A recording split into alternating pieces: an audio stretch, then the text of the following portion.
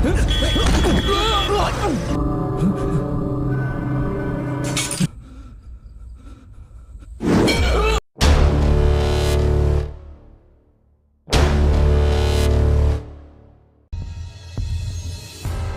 pecinta movie, selamat datang kembali di channel Gamma. Di video kali ini, saya akan kembali merangkum sebuah alur film India. Dan film kali ini berjudul The Seven Day. Film India berbahasa Malayalam yang dirilis pada April 2014. Di mana film ini menceritakan tentang seorang petugas polisi yang tidak sengaja menyelidiki kasus secara tidak resmi kepada 5 anak muda yang sedang terlibat masalah besar karena menghilangkan uang seorang mafia.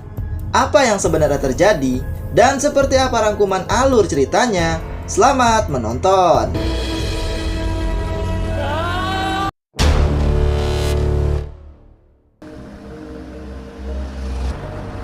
Film ini dimulai dengan kejadian pada malam Natal di mana seorang pria yang baru pulang dari acara malam Natal tiba-tiba tidak sengaja menabrak motor yang dinaiki 2 orang pemuda saat di jalan. Pria yang menabrak bernama David, sedangkan 2 pemuda tersebut bernama Vinu dan Shan. David lalu turun dari mobil dan meminta maaf. Melihat kepala Vinu berdarah, David pun mengajak mereka untuk ke rumah sakit. Vinu yang marah awalnya menolak, tetapi karena Shan juga menyarankan Vinu untuk ke rumah sakit, Vinu pun akhirnya setuju. Mereka pun pergi dengan mobil David karena motor Shan tidak mau menyala. Saat di rumah sakit, Shan terlihat sangat gelisah menunggu Vinu yang sedang diobati. David lalu memperkenalkan dirinya pada Shan, begitu juga sebaliknya. Dan Shan adalah seorang jurnalis harian. Tidak lama kemudian, dokter pun keluar setelah mengobati Vinu. Namun tiba-tiba perawat di sana memberitahukan jika Vinu telah melarikan diri dari ruangan lewat pintu belakang. Mendengar itu membuat Shan sangat marah. David mencoba menenangkannya, tetapi Shan mengatakan kalau David tidak tahu apa-apa tentang mereka dan ia harus menemukan Vinu. Melihat Shan yang sangat cemas membuat David merasa curiga ada sesuatu yang tidak beres dengan mereka. David kemudian mengajak Shan untuk mencari Vinu di daerah sekitaran rumah sakit. Tetapi tidak ada siapapun yang melihat Vinu lewat di sana. Bahkan saat ditelepon, nomor Vinu pun tidak aktif. Saat di mobil, David pun bertanya apa masalah mereka sebenarnya. Tetapi Shan yang marah mengatakan kalau mereka tidak memiliki masalah apapun. Dan walaupun ada, David juga tidak mungkin bisa menyelesaikannya. Mendengar itu, David pun memberitahukan Shan kalau dirinya adalah seorang polisi dari cabang kriminal di divisi investigasi khusus. Tetapi saat ini, ia dalam masa penangguhan tugas. Mendengar itu membuat Shan pun terkejut dan mulai berbicara sopan. Tetapi tetap saja Shan mengatakan kalau ia tidak memiliki masalah apapun. Karena mereka tidak menemukan Vinu, David pun lalu mengantarkan Shan pulang ke sebuah villa. Namun ternyata dompet milik Vinu tertinggal di mobil David. Sementara Vinu terlihat sedang menulis surat untuk teman-teman dan keluarganya dengan wajah sedih dan tertekan, di mana ia menuliskan kalau mereka akan menemukan tubuhnya di bawah air terjun esok hari, dan ia akan meninggalkan dunia ini. Setelah itu Arjun pun melompat ke dalam air terjun.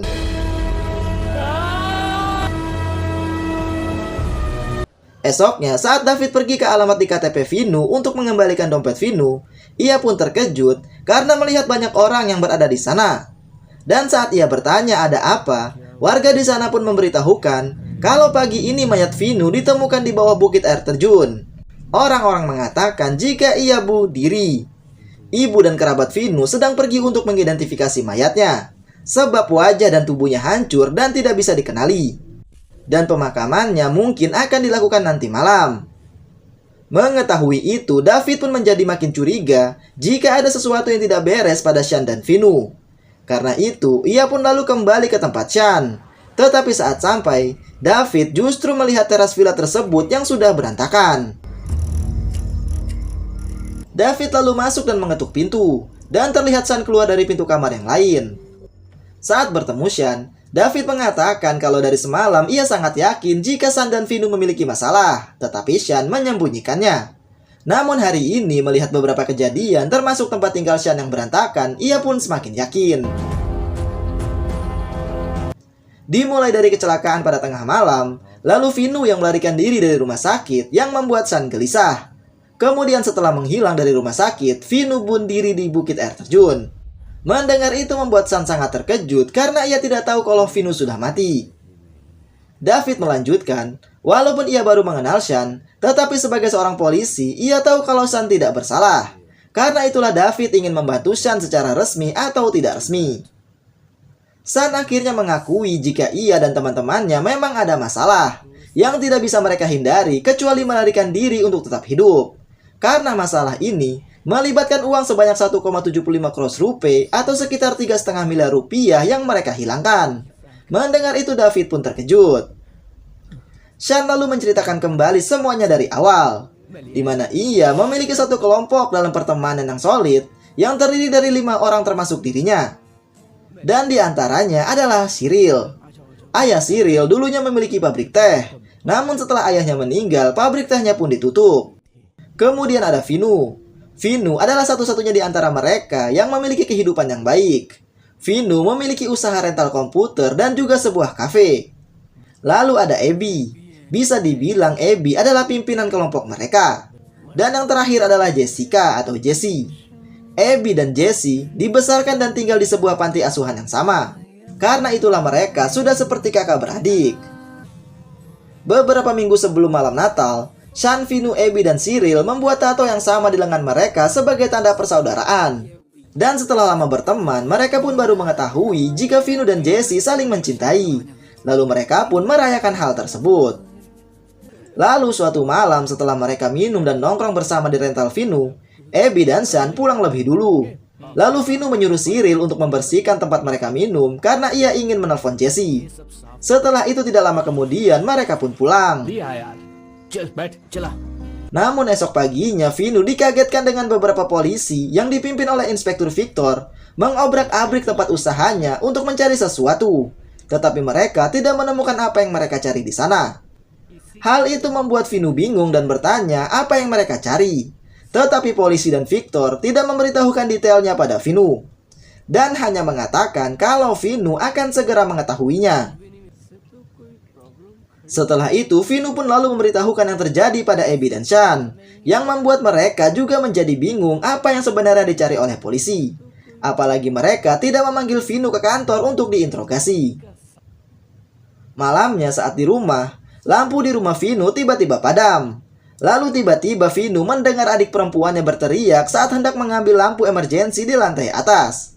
Namun saat Vinu naik untuk memeriksa, ia justru kembali mendengar suara piring jatuh dari bawah. Dan saat Vinu turun, ia pun melihat bayangan seorang pria di jendela, di mana pria itu pun masuk ke dalam dan langsung memukul kepala belakang Vinu dengan besi hingga Vinu pun jatuh pingsan. Ketika ia sadar, Vinu pun melihat seorang pria di hadapannya. Pria tersebut bernama Charlie. Charlie adalah tangan kanan dari seorang pimpinan mafia yang namanya sangat terkenal karena kekejamannya, yaitu Christopher. Di mana Charlie mengatakan pada Vinu, jika uang milik bosnya senilai 1,75 crores rupiah telah dicuri, dan ia diperintahkan untuk membawa kembali uang tersebut. Charlie menganggap jika Vinu yang telah mencurinya. Charlie pun memberikan waktu 3 hari kepada Vinu untuk menemukan dan mengembalikan uang tersebut, atau ia tidak akan segan-segan membunuh Vinu. Vinu yang bingung karena tidak tahu apa-apa tentang uang yang dimaksud Charlie, ia pun memberitahukan pada Shan dan Abby, yang membuat mereka pun terkejut dan ketakutan saat mendengar nama Christopher. Terlebih Shan karena 3 tahun lalu, seniornya seorang jurnalis dibunuh karena menulis sosok tentang Christopher. Abby yang bingung mengapa Charlie menuduh Vinu, ia pun bertanya pada Vinu apa yang sebenarnya disembunyikan Vinu dari mereka. Namun Vinu mengatakan jika ia tidak tahu apa-apa tentang uang yang dimaksud, bahkan ia tidak tahu siapa Christopher. Lalu tiba-tiba Cyril datang ke sana dengan wajah ketakutan setelah mengetahui yang terjadi. Cyril lalu meminta maaf dan mengatakan kalau dialah yang mengambil uang tersebut. Mendengar itu sontak membuat ketiga temannya terkejut. Cyril lalu menceritakan pada malam itu saat ia sedang membersihkan tempat minum mereka di rental Vinu, ia tidak sengaja melihat sebuah tas di bawah meja.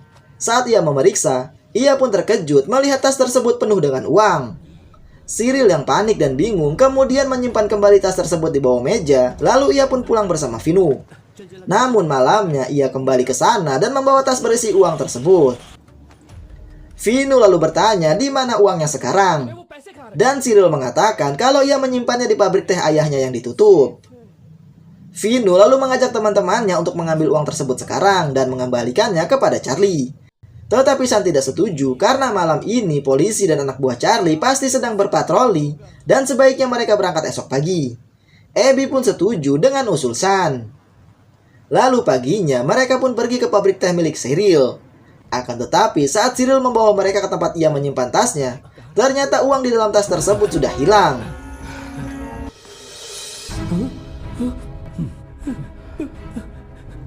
Cyril pun menjadi panik dan ketakutan, tetapi Cyril bersumpah kalau malam itu ia menyimpan uang tersebut bersama tasnya di sana. Mereka berempat pun menjadi bingung karena ada orang lain yang telah mencuri uangnya. Tetapi saat itu mereka sama sekali tidak berpikir bagaimana uang tersebut bisa ada di dalam rental komputer Vino. Karena masalahnya semakin serius, Vino menyarankan untuk melaporkan masalah ini kepada polisi. Tetapi Abby menolak karena polisi tidak akan bisa membantu mereka, ditambah uang yang hilang adalah milik Christopher. Melapor pada polisi hanya akan menyulitkan mereka. Abby yang khawatir dengan keselamatan Vino, apalagi Charlie dan anak buahnya pasti akan mencari Vino dan mereka. Ia pun menyarankan agar mereka bersembunyi sementara waktu. Abby mengatakan kalau di desa Kutalam ada penginapan milik teman kerjanya di sana, dan ia diberikan kebebasan untuk tinggal di sana selama yang ia mau. Mereka akan aman jika bersembunyi di sana, dan Abby akan menjelaskan hal ini kepada Jesse. Abby lalu membuat rencana dan membagi mereka menjadi dua kelompok, di mana Vino pergi bersama Sean dan Abby pergi bersama Cyril ke penginapan tersebut. Lalu Abby pun menyarankan agar Vino lebih dulu membawa ibu dan adiknya ke tempat yang aman untuk sementara waktu. Setelah mengantar ibu dan adiknya pergi, malamnya Vino bersama Sean pergi menggunakan mobil melewati jalur yang sudah direncanakan. Saat dalam perjalanan, Sean pun merasa bingung mengapa mereka harus keluar dari kota untuk menyelesaikan masalah ini, dan sampai kapan mereka berada di desa. Tetapi tiba-tiba saat di jembatan sungai, mobil mereka ditabrak dari belakang oleh Charlie, di mana Charlie berhasil menemukan mereka yang ingin melarikan diri. Charlie dan anak buahnya pun langsung menghajar Vino dan Sean, namun mereka melawan. Hingga akhirnya Sean menahan Charlie dan menyuruh Vino untuk melarikan diri. Vino berhasil lolos dan melarikan diri dari sana. Sementara Sean terpaksa melompat ke sungai untuk menyelamatkan diri dari Charlie dan anak buahnya.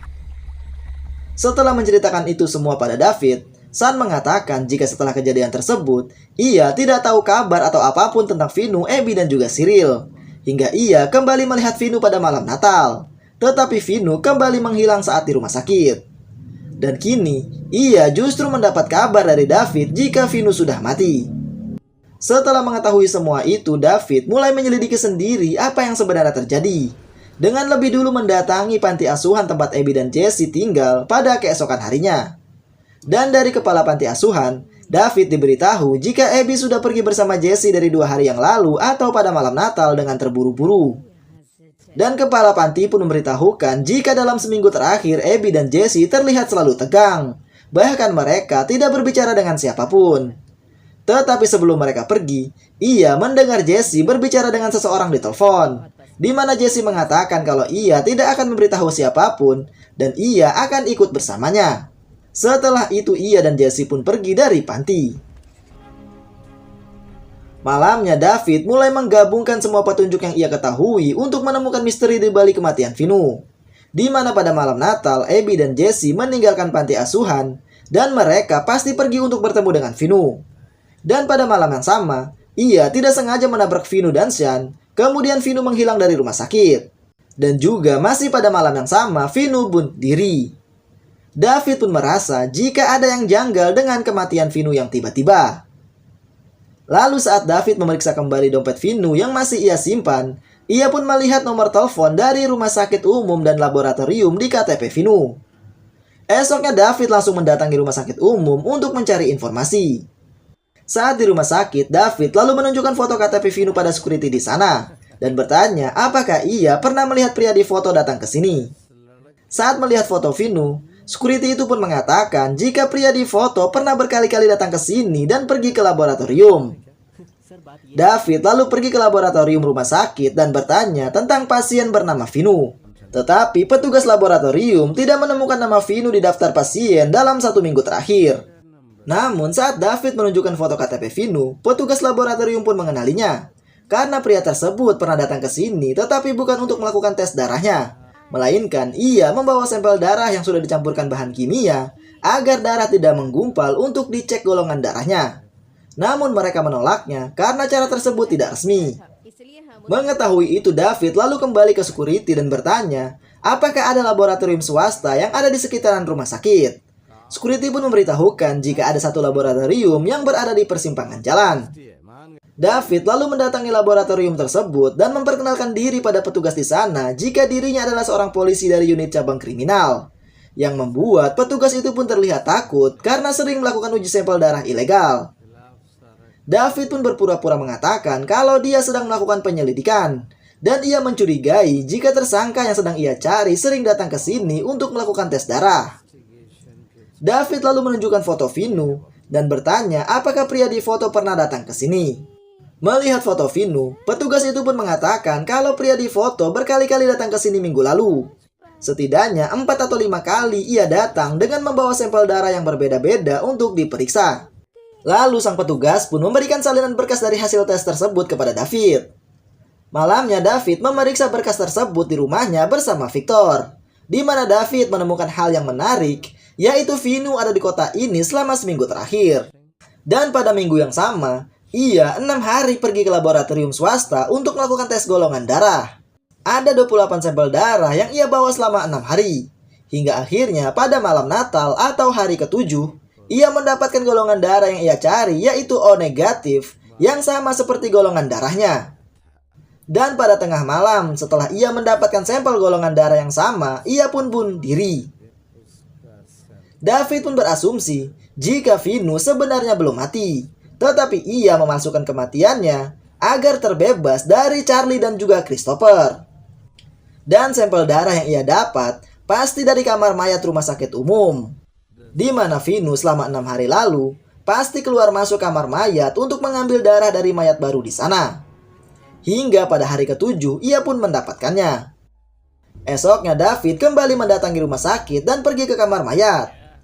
Saat bertemu penjaga di sana, David pun langsung menunjukkan foto Vinu. Penjaga mengatakan jika pria di foto mendatanginya dan mengatakan kalau temannya hilang. Dan ia setiap pagi datang ke sini untuk mengidentifikasi mayat. Lalu David pun bertanya apakah ada mayat yang hilang baru-baru ini. Penjaga itu pun mengatakan tidak ada, tetapi wajahnya tidak menunjukkan demikian. Setelah dipaksa mengaku oleh David, penjaga itu pun mengatakan jika ia biasanya bekerja di siang hari. Tetapi malam itu saat ia hendak pulang, ia melihat Vinu bersama penjaga malam memasukkan mayat ke dalam sebuah mobil, namun mobil itu bukanlah mobil ambulans. Penjaga malam yang terkejut melihatnya di sana, penjaga malam pun lalu memberinya sejumlah uang untuk tutup mulut. Mengetahui itu, membuat David semakin yakin kalau asumsinya benar, di mana Vinu masih hidup dan memalsukan kematiannya. David lalu mulai mencari keberadaan Vinu yang misterius bersama teman-temannya. Hingga suatu hari, Victor mendapat telepon dari petugas tiket di terminal, di mana ia menemukan uang palsu kelas 1 dari calon penumpang. Petugas tiket pun lalu menunjukkan uang palsu tersebut kepada Victor. Dan ia mengatakan kalau ia sangat tahu uang palsu tersebut karena ia pernah dipenjara 3 tahun dalam kasus serupa. Dan yang mencetak uang palsu seperti itu hanyalah anak buah Christopher. Tetapi biasanya mereka tidak pernah membelanjakannya seperti ini. Lalu ia pun memberitahukan jika penumpang yang membayar menggunakan uang ini bernama Cyril. Dan tiket bis yang dipesan akan berangkat pada jam 8 malam ini menuju kota Bangalore.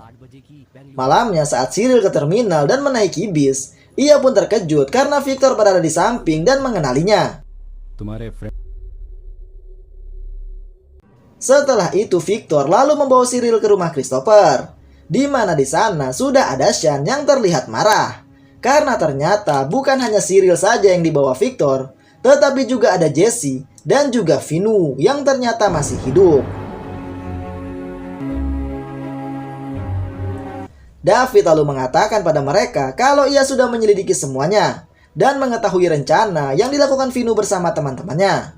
Tetapi masih ada beberapa pertanyaan yang mengganggunya. Ia pun lalu meminta Vinu untuk menceritakan semuanya dari awal hingga ia memalsukan kematiannya. Karena sudah tidak ada pilihan lagi dan rencananya pun sudah terbongkar, Vinu lalu menceritakan kejadian yang sebenarnya. Di mana saat ia berhasil melarikan diri dari Charlie dan anak buahnya malam itu, Vinu berhasil sampai ke penginapan di Kutalam dan bertemu dengan Abby dan Cyril di sana. Abby dan Cyril terlihat bingung karena Vinu datang sendirian. Vinu lalu memberitahukan jika ia terpisah dengan Sun saat melarikan diri dari Charlie dan anak buahnya. Cyril yang mulai ketakutan lalu bertanya apa yang harus mereka lakukan. Ia takut Charlie akan menemukan dan membunuh mereka. Mendengar itu, Abby mengatakan kalau Charlie akan terus memburu Vinu hingga mereka mendapatkan uangnya kembali. Dan masalah ini baru akan selesai jika Charlie tahu kalau Vinu sudah mati. Karena itulah Abby membuat rencana untuk memalsukan kematian Vinu. Abby lalu menjelaskan rencananya pada Vinu dan Cyril kalau mereka harus mendapatkan mayat dengan golongan darah yang sama dengan Vinu, yaitu O negatif. Dan biasanya, mayat yang tidak diketahui identitasnya dan tidak diklaim oleh pihak keluarga akan dikirim ke kamar mayat di rumah sakit umum. Mereka harus memeriksa sampel darah dari beberapa mayat di rumah sakit hingga menemukan mayat yang memiliki golongan darah yang sama dengan Vinu. Setelah mengatur semua rencana ini, Vinu pun memberitahukan kepada ibunya tentang hal ini hingga membuatnya mengerti. Begitu juga dengan Jesse. Setelah itu, Vinu dan Abby membeli mobil di tempat penghancuran mobil untuk membawa mayatnya nanti. Untuk bisa masuk ke kamar mayat, Vinu pun menyogok penjaga kamar mayat dengan alasan ingin mengidentifikasi apakah di antara mayat-mayat tersebut ada temannya yang hilang. Setelah berhari-hari mendatangi kamar mayat untuk mengambil sampel darah dan memeriksanya di laboratorium, ia pun mendapatkan mayat yang sesuai dengan yang mereka cari. Malamnya, ia pun membawa mayat tersebut dengan mobil bersama Cyril, kemudian ia membuat tato di lengan mayat untuk memudahkan kerabatnya mengidentifikasi karena mereka akan menghancurkan wajah mayatnya. Mereka tidak memberitahukan rencana ini pada Shan karena mereka tahu kalau Shan tidak akan setuju dengan rencana ini. Dan pada malam Natal, mereka pun siap menjalankan rencananya. Sebelum itu, Vinu dan Cyril kembali ke kota untuk menelpon Abby dan menyuruhnya datang bersama Jesse ke lokasi, yaitu di Bukit Air Terjun. Tetapi di sana, ia justru bertemu dengan Shan. Melihat Shan yang marah karena Vinu dan teman-temannya menghilang tanpa mengabarinya, Vinu tidak bisa menjelaskan di sana. Karena itulah ia berencana untuk membawa Shan ke lokasi air terjun. Tetapi mereka justru mengalami insiden dengan David. Saat itu, Shan tidak tahu kalau Cyril mengikuti mereka dari belakang. Hingga akhirnya Vinu melarikan diri dari rumah sakit dan sampai ke lokasi bersama Cyril, di mana Abby dan Jesse sudah menunggu mereka di sana. Abby bersama Vinu lalu membawa mayat tersebut ke atas bukit air terjun. Akan tetapi saat sampai di atas, Vinu mengatakan pada Abby kalau ia sangat takut. Namun Abby malah mengatakan kalau Vinu sangat bodoh karena mau mengikuti rencananya untuk menciptakan bukti yang akan membuktikan kalau Vinu bunuh diri. Dan esok ibu Vinu akan mengidentifikasi jika mayat yang ditemukan di bawah air terjun adalah Vinu.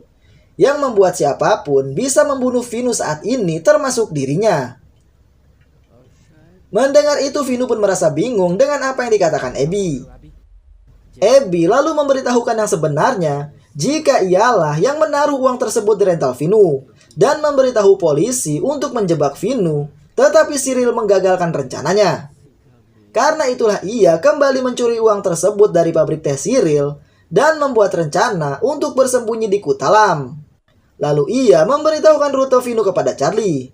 Tetapi lagi-lagi Vinu berhasil lolos dari Charlie dan sampai di penginapan. Hingga akhirnya ia membuat Vinu takut dan memutuskan untuk membuat rencana bunuh ini. Abby tidak merencanakan semua ini untuk menyelamatkan Vinu, tetapi niatnya untuk membunuh Vinu. Dan alasannya adalah Jesse. Abby selama ini mencintai Jesse, tetapi tidak pernah mengungkapkannya demi menjaga persahabatan mereka.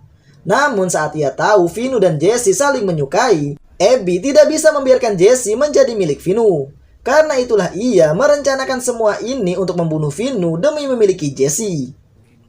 Akan tetapi, ternyata semua yang dikatakan Abby didengar juga oleh Jesse dan Cyril yang menyusul mereka ke atas bukit. Melihat Jesse yang mengetahui semua rencana jahatnya, Abby pun hanya terdiam dan merasa malu. Cyril mencoba menenangkan situasi dan meminta Jesse dan Vinu untuk memaafkan Abby. Tetapi Jesse dengan tegas mengatakan kalau ia tidak akan pernah memaafkan apa yang telah dilakukan Abby kepada mereka semua. Mendengar kata-kata tersebut keluar dari mulut wanita yang ia cintai, membuat Abby pun menyerah pada dirinya sendiri. Abby lalu memberitahukan Vinu jika uang tersebut ada di dalam mobil. Karena ia sudah tidak bisa lagi menjadi bagian dari persahabatan mereka, Abby pun lalu memilih melompat dari bukit dan mati.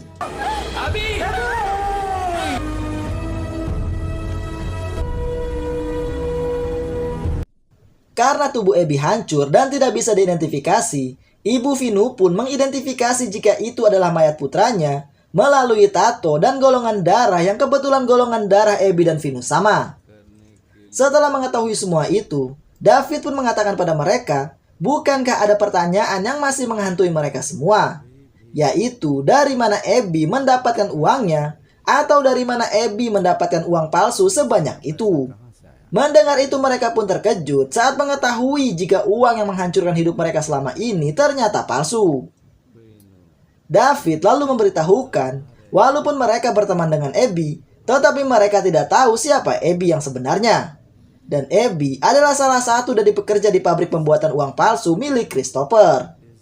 Abby meminjam uang tersebut dari Christopher untuk menyingkirkan Vinu. Tetapi karena uangnya hilang, membuat Christopher pun mengirim anak buahnya untuk mendapatkan kembali uang tersebut. Sebab jika uang palsu itu diketahui oleh polisi, maka seluruh jaringannya akan terbongkar. David lalu meminta mereka untuk menyerahkan uangnya dan pergi. Dan ia akan segera menutup kasus ini tanpa melibatkan mereka berempat. Vinu bersama temannya pun lalu meletakkan uang tersebut di meja. Lalu David meminta mereka untuk melupakan uang dan masalah ini, dan jaminannya David berjanji kalau tidak akan ada seorang pun yang datang menemui mereka karena uang tersebut.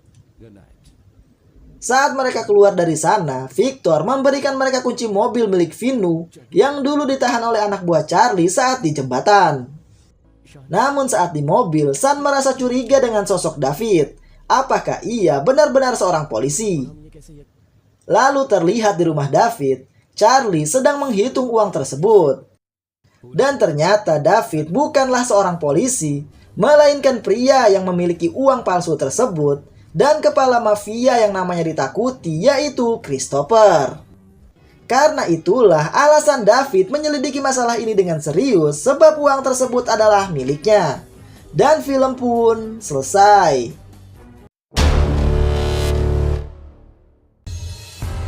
Itulah rangkuman alur dari film The Seven Day, di mana David atau Christopher berhasil mendapatkan kembali uangnya setelah mencarinya sendiri. Sekian video kali ini, dan nantikan video selanjutnya.